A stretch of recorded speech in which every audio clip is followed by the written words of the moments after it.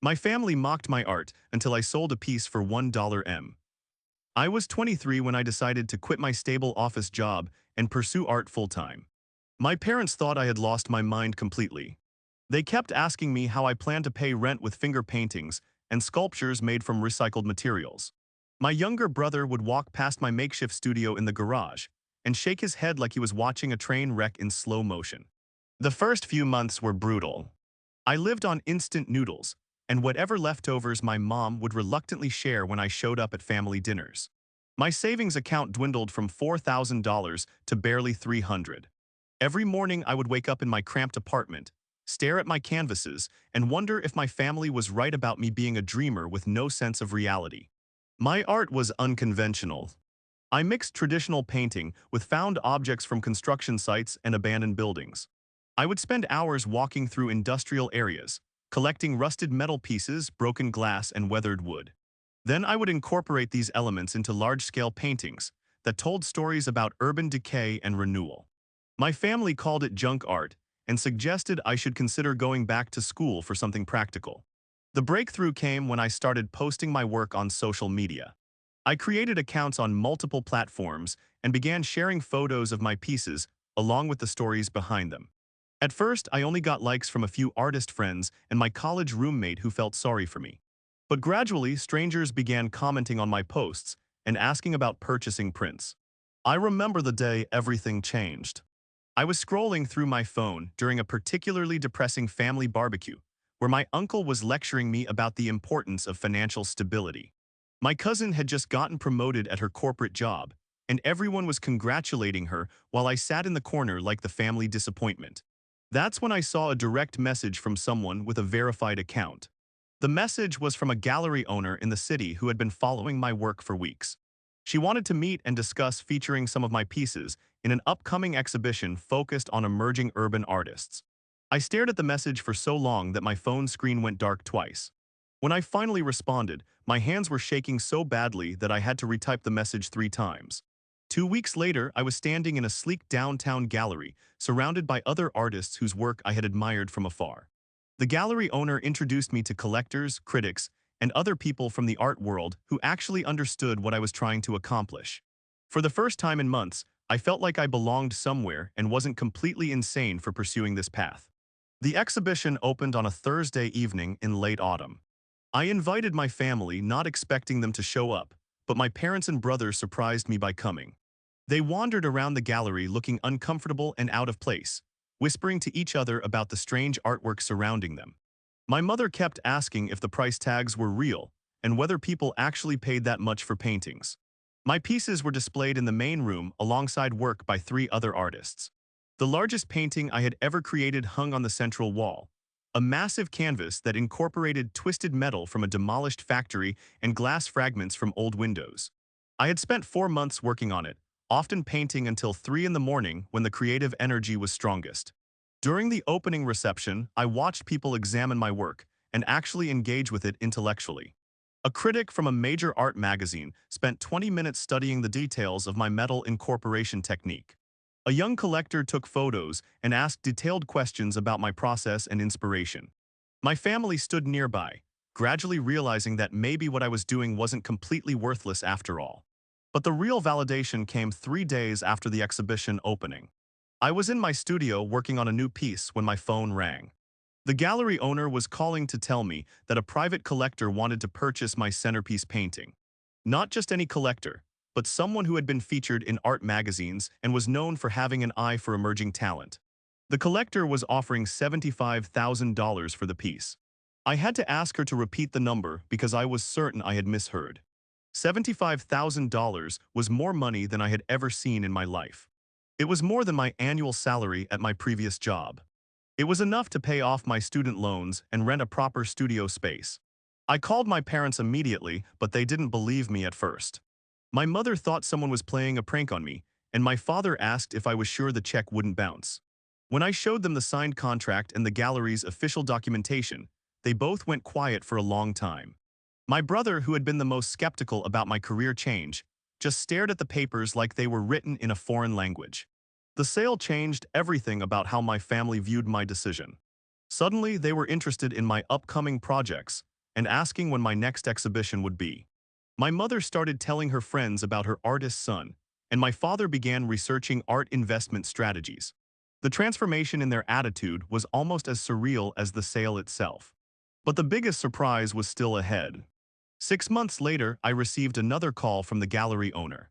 The collector who had purchased my first piece wanted to commission a larger work specifically for their private collection. They had been following my continued development as an artist and were impressed by my growth and consistency. The commission was for a piece that would be displayed in their home's main entrance hall. They wanted something that incorporated my signature style, but was tailored to their specific space and aesthetic preferences. The fee they offered was beyond anything I had imagined possible when I first started making art in my garage. They offered me $250,000 for the commissioned piece. When I heard the number, I actually dropped my phone and had to call back to confirm what I had heard. $250,000 for a single painting. The amount was so large that I had trouble processing it emotionally.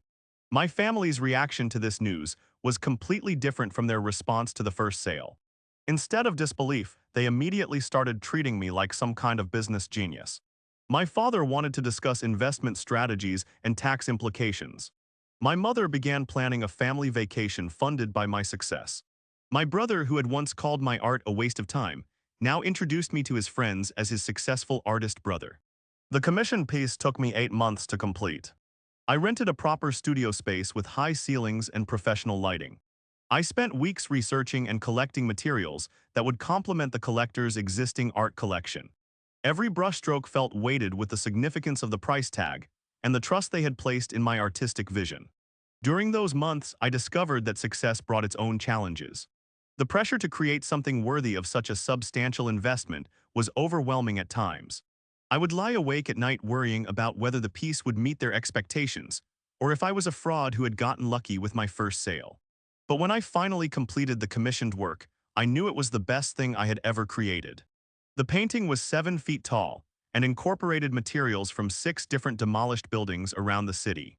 It told a story about transformation and renewal that felt deeply personal while remaining universally accessible.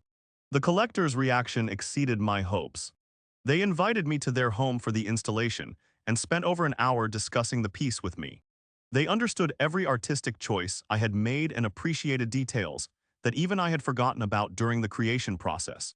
Most importantly, they immediately began discussing the possibility of future collaborations. But the story doesn't end there. 2 months after delivering the commissioned piece, I received a call that would change my life completely. An international art dealer had heard about my work through the collector and wanted to discuss representation on a global scale. They were planning to feature my work in galleries across 3 different continents. The dealer's offer was unprecedented for someone at my career stage.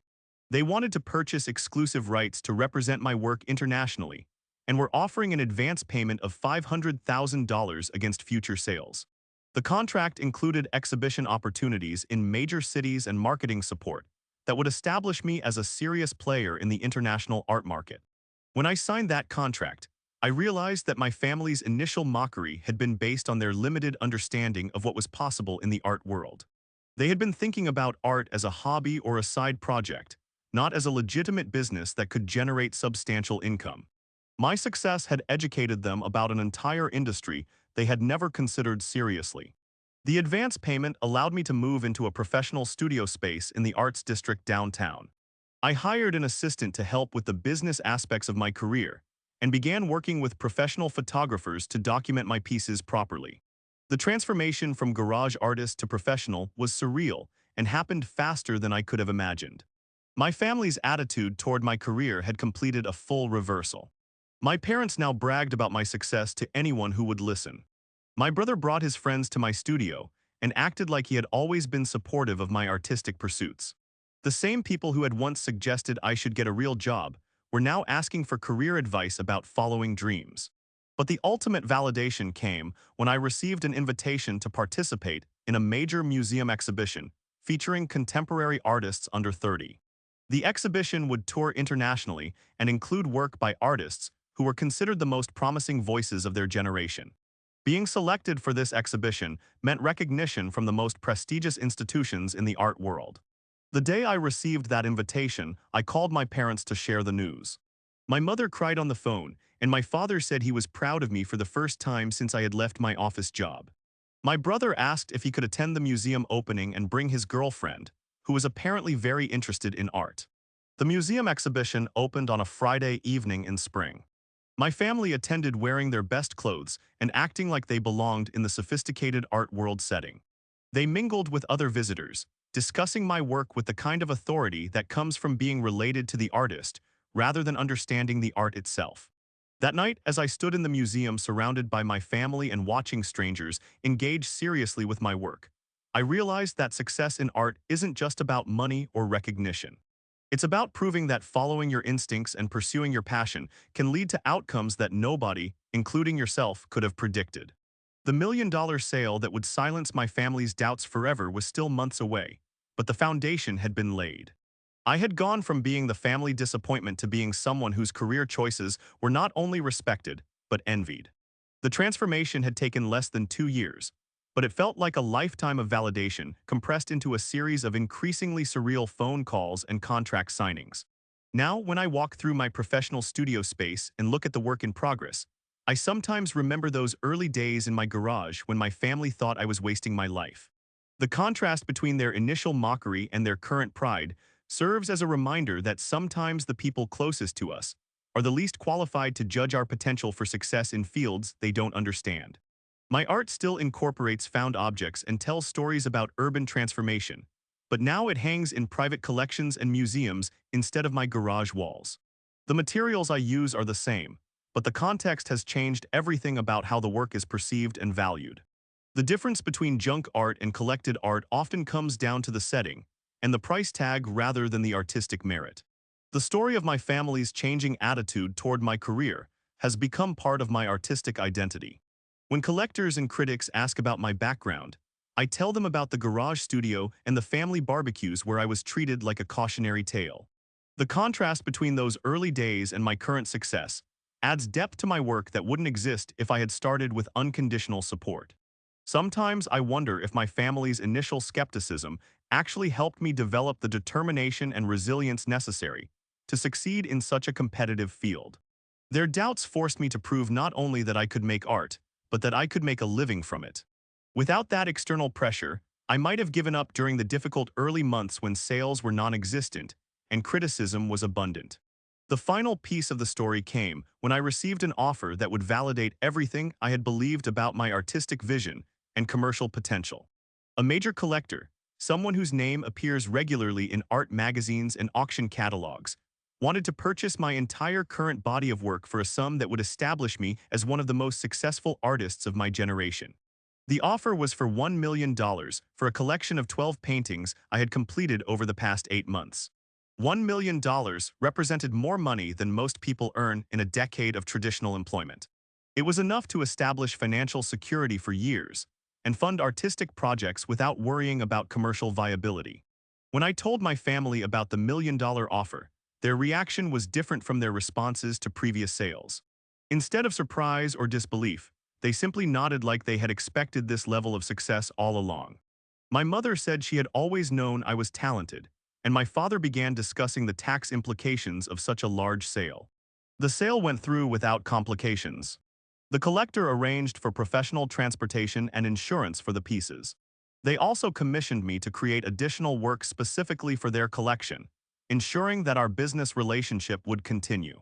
The transaction was handled by lawyers and art dealers, making it feel more like a corporate merger than an art sale. On the day the check was deposited into my bank account, I sat in my studio and looked at the empty walls where my paintings had hung just days before. The space felt different without the work that had defined my artistic identity for nearly a year.